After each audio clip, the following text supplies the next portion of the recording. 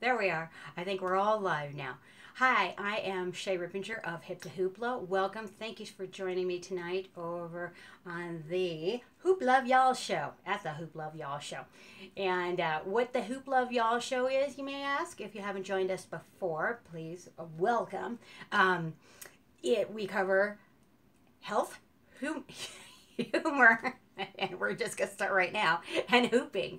So come along on a journey here, and we're going to get started. So tonight's theme is motivate. So, and I have my notes, and I'm kind of make it in on time too. So, alrighty, we're trying the different technologies, but we're not sure. Let's see here. One of those things. One of the with the technologies is blipping out on me. Anyway, okay. So motivate. What's your why? What makes you move? What moves you? So that's what we're talking about tonight. And if you've been with me for the past little while, past few shows, more than a few shows now, you may know of my journey with skin cancer. So, and moving that along and out of my body. So, we're done with that. And, well, I shouldn't say we're done with that. We still have a scar and all that kind of good stuff. So, that we're dealing with. So, anyway, motivation. One of the things I had a story for you, a little story, and that is motivation. There's, sometimes when, and one of the reasons why I wanted to do motivate tonight is because I haven't been very motivated to hoop since my surgery stuff, and you couldn't tell by my countenance now, but I just haven't really had it in me to do that just yet. So I don't know why, but anyway, but there's this little story that I had heard about an I-beam. So I don't know if you're familiar with an I-beam, but an I-beam is like literally shaped like an eye, and it's a big, strong, heavy, I believe it's made of steel beam that holds a house up. Anyway, there's a story about, if you put the I-beam on the floor, would you walk across it? And most people are like, yeah, sure, fine, whatever. And so then if you lift it off the floor like 10 feet, would you walk across it? A lot of people probably be like, no, not necessarily. Because their motivation of why they're doing it, there's really not any incentive there. So they're like, well, how about if I give you $10 to go across it if it's 10 feet off the ground? You may or may not take up on that offer. So you take that I-beam and you put it 100 stories off the ground, and it goes from building to building. Okay, so you have to now walk on this small little I-beam step by step across. And what's the motivation? So give you $10 to go walk across it. It's 100 stories up. Probably not. Most people wouldn't. 99.9%. There might be a few people that might, go, hey, that sounds like a great idea. But most people wouldn't. So, but the interesting thing is, what would it take for you to go across that? So if somebody offered you $1 million, would you do it? And the interesting thing is, most people still might not do that even for $1 million. Now, it's windy, it's all that kind of stuff, because it's money. Money, maybe that's not the thing that motivates you. But what the thing is that does motivate some people, where the story might change for some people, is now we're dangling your small child over the edge of the opposite side. Now, would you traverse this I-beam across 100 stories up between these two buildings with the wind blowing, because they're dangling your small child, your living, breathing, flesh being person, or you're adopted or whatever. It could be your pet. It could be whatever. But, would you go across for that? Now, your motivation may have all of a sudden changed. Does $1 million matter? No. But the value of your child does. So the point of that story is, what's your why? What's your motivation? What gets you moving? So I have 3 steps to motivation, and I have to take my own 3 steps now. So, but I came up with this kind of fun, buzzy little way of going about this, and that is the 3 steps to motivate. So 1 is motivation, right? It's The motivation, movement, and then manifest. Okay, so those are the 3 steps. So motivation is the raw part. The cheerleading, yeah. Now we get caught up in the raw part of that, the raw part, go team go. Words can move you, that's great. But, give it a day, give it a week, give it a month, give it a year, you may not have that same motivation that initially moved you in that direction to want to do this thing that you may want to do. Like, again, for me, it's just to get up and start hooping. I actually have another secret goal. I'll let you know if I accomplish it next week. So, anyway, the second thing after motivation is movement. So, movement is the, moving in that direction. So, motivation only gets you so far. Yay, team, go. You can do it. Getting up out of bed in the cold, in the dark to go running or go to the gym or go to work or do whatever may not be, like great little words and motivational speech may not do the trick at that point. But that movement of just getting one foot, pulling the covers up, jumping out of bed, going and taking a hot shower or getting some tea or coffee or whatever that the case may be is a good start to helping you move in that direction. Of course, after enough movement, then you get to manifest.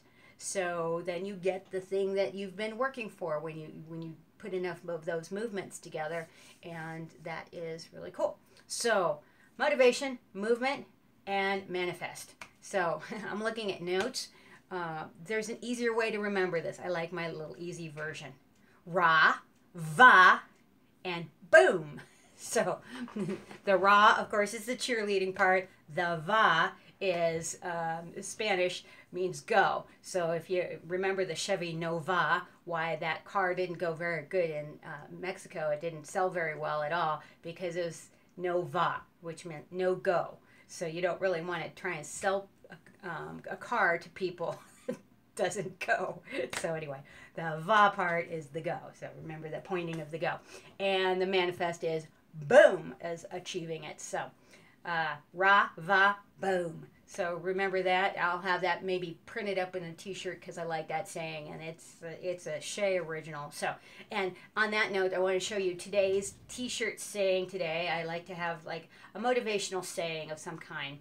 And so this one went with today's little thing, and that is go your own way. So I got this as a Christmas gift from one of my family members. So thank you to Hannah. Yeah, so Hannah, you rock. Thank you.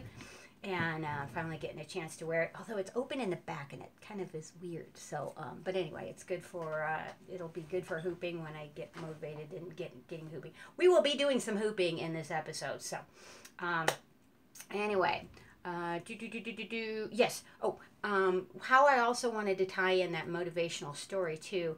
Another reason, what's your reason? What's your why? What's your deep-seated, rooted why? Now, I thought I'd always been healthy and having healthy habits, and also I've changed a lot of things over time to include healthier habits. So that's been my, reason, and usually for me, along with like a lot of other people, it usually comes with a healthcare crisis of some kind that makes you want to take care of your health more. Now, of course, we should just normally do the things we should do, but when you are highly motivated, like let's say you get a diagnosis of something you don't want to have, then you might be highly motivated enough to want to change. Maybe you smoke. I had a next door neighbor who had gotten a cancer diagnosis, and he told me, that he, and I could see it in his eyes, and he was scared. And it was, and having gone through that myself, I get it. I get it. But I'd asked him because, you know, I could, you know, even on my side of the fence, I could smell when he was outside smoking and stuff like that. And I said, you know, and I asked him very gingerly because, you know, I didn't want to be offensive and, you know, like kick him while he's down because he already had bad news and stuff like that. But I said, you know, are you going to, you know, give up smoking? And he actually, like, had heartfelt intention, like, yeah, it was like the thing that he needed. Not that he needed that, but it made sense for him to give up smoking. Like maybe he liked it or he didn't or he, you know, whatever, but there wasn't ever any motivation to give that up before. But because of his healthcare crisis, you know, that obviously no doctor says, hey, you can have cancer and keep smoking and keep drinking and keep not exercising, keep eating crap, and keep not getting any sleep. Um, Most doctors wouldn't recommend that because they, you know, want to, you know, most people have good intentions of trying to get you healthy. So anyway, so that was an interesting motivation for him. For me, an interesting thing, I was going through my phone yesterday and I was looking at a puppy. I was looking for a puppy picture and I was just seeing how far back my phone went and pictures and stuff like that. And interestingly enough, because I've switched phones a few times, I was just sliding and just like swiping and it's going with the picture roll. And I decided to figure out when I could see this spot that was on my arm, you know, like if it appeared in pictures. Now I'm a hooper, and so a lot of times I'm wearing, you know, either a bikini or a short sleeve shirt or whatever because the hoop, I always joke around, this says the hoop likes skin because it sticks to skin better, so it stays up better. So, so anyway, I happened to look through and ended up seeing the picture in like 2015. Seeing that spot in 2015 in a picture dated that. And I was like, wow, all right. So I didn't act on that of getting that checked out back then. So, you know, but I wasn't highly motivated to do it. I just thought it was a mole, you know, didn't think much of it. It was a, you know, decent sized mole. It was kind of in a weird space. Now that I know more that women get skin cancer more on their arms and legs, and men get it on their face, neck, back, and chest. I think it has to do with the exposure areas of like to the sun, and you know, of course, there's a lot of different factors and stuff like that. But anyway, I didn't get it checked out. When I did get it checked out, it was through a fluke appointment, you know, where angels were finally, you know, the universe is just like, all right, get your butt into the doctor and go. And then I got it checked out and looked and got that taken care of. So anyway, I was highly motivated at that point, especially when I got the news. And then to do the things that it takes to be well, highly motivated. Very, very, very highly motivated now. So anyway, that's my personal why of what to do with that. So anyway. So I'm going to try and get hooping and stuff like that again. So we're moving along to the health section. Well, it's not the health, but the humor section. But we're going to take a nice little laughter yoga exercise. We're going to take a nice little breath in, roll the shoulders back, and exhale it out. So by doing this, this is another good motivational thing too. So when you're in your day and you start doing this, or you start letting news like cancer or whatever, you know, news that something awful is happening or whatever, letting that get to you, start trying to do this exercise of taking the breath in. And you can even laugh this out if you want. And leaving the shoulders back. So try that again with me and inhale it in. One more time, inhale it in. Laugh it all the way out. And then you have this nice, big, expansive chest, which gives you, it's like the, I don't know if you've ever heard of it, the power pose, where you put your hands on your hips and do that power pose. It's like the superhero power pose, and you stand in that for like 2 minutes, and it helps give you some strength and power. And so you can try that one too.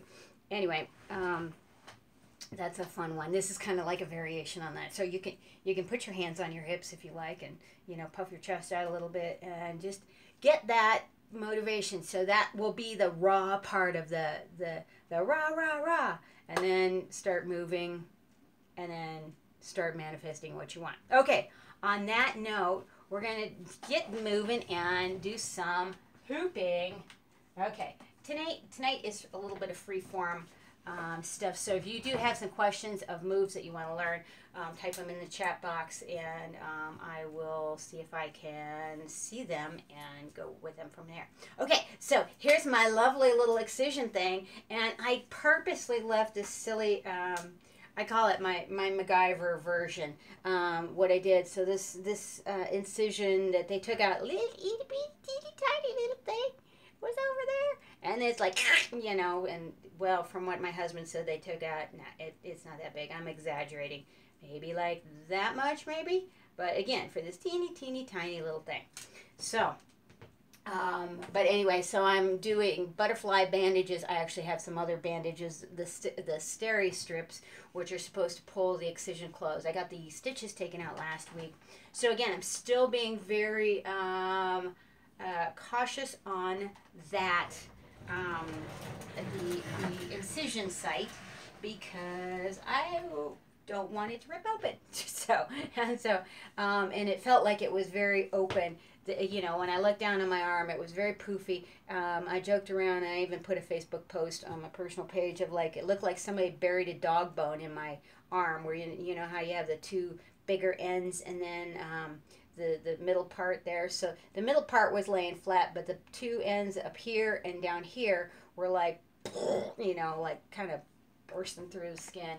And so it was really poofy. So by putting these like little butterfly bandages on, and you stick them on and then pull them tight, that helped out a great deal. So it didn't feel like it was pulling so much. It didn't feel like I was going to risk popping that open. And yeah, and it also, I think it brought the swelling down a little bit too. So anyway, we're doing, you know, a lot of different things and a lot of internal things. And when I say we, I mean me, doing some different things. So, all right, so to get hooping, now the funny thing is too, okay, well, I'm going to try and hoop and talk at the same time. Yesterday, the universe conspired to me, like I was just trying to make dinner, a simple dinner, and I was using a mandolin, the kitchen kind, not the musical kind, not the mandolin wind of Rod Stewart. Anyway, I was looking down at it, and I was thinking, something's kind of goofy with this. And the moment that as I was doing a little tiny potatoes through there, I looked down, and I was like, I understood what was different with that. And then right as I had that moment of like, oh, the piece that keeps your hand safe from you not cutting your hand, I went and cut off part of my thumb. So, yeah. So I was like, all right. I, you know, staunched bleeding, put a little tourniquet thingy on there, and did all that kind of stuff. But I was like, why, universe, why? Anyway, but last night was a full moon, and so I was like, okay, I think I'm going to go out and hoop in the full moon a little bit. And I swear, this is all I did. I did this, I came down, and I think I did this, and I smacked right on the tip of my thumb, right where I had this big gaping wound. Not big gaping wound, because I had it bandaged up and stuff like that, but I hit it, and so it went throbbing, and I was like, okay, I'm done hooping for a little bit. So anyway, it's doing a little bit better today. I changed the bandage on it. It still wants to bleed like a son of a gun, but anyway, just getting hooping again, just just trying to get some hooping in. It would be really good. So, all right, on that note, I'm going to show you one little move here. It is a stir the pot move, and what it is it's a horizontal move here, and it's kind of like a horizontal isolation. So this is a vertical isolation where you're doing this, and your arm is traveling the space of the hoop, and what you're going to be doing instead is you're going to be taking this and going like so. Okay, so I'm going to have to tuck in the t-shirt a little bit so that the t-shirt doesn't get in the way. If you're using a bigger hoop, that is totally fine. You're just going to need to concave your body over it and keep it a little bit bigger. I'm using a small hoop because I'm in a small space, but what you're doing is I'm taking around So you're going to get it started around. So at first, it's going to just look like it's rotating just around the hand. That's not this particular move. It's a different move. So rather than right there, if I have this rotating around my hand, that's a little different than stir the pot. So think of stir the pot as exactly what it sounds like. Stirring the pot. Stir the pot. So you're scraping the edges of the bowl or the pot, and you're stirring, stirring, stirring. That's what you're doing with your hand with the hoop. So, and then if your horizontal changes, look where your hand is going, because if your perpendicular changes, so like for instance, if I stir the pot on a horizontal plane, and then I start changing my other plane, let's hear, changing the direction of my hand, so I start bringing it up here,